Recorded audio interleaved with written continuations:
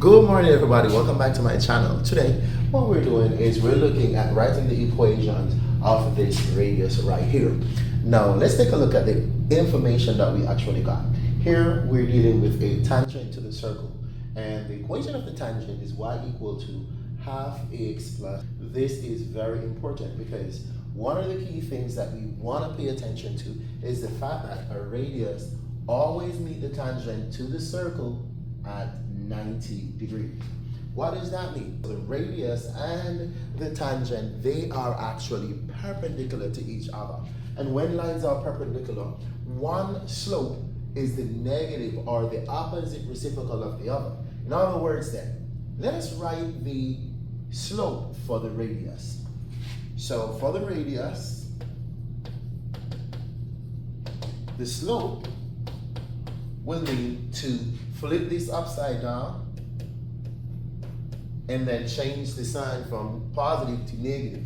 We could just classify this as -2. So that's the slope for the radius.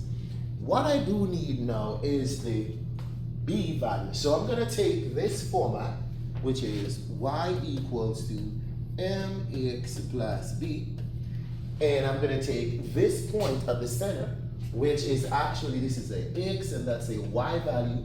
I'm going to substitute. For example, y is 3, so I'm going to say 3 is equal to m, which is -2, times x, x is 2, plus b, and we solve this. 3 is equal to,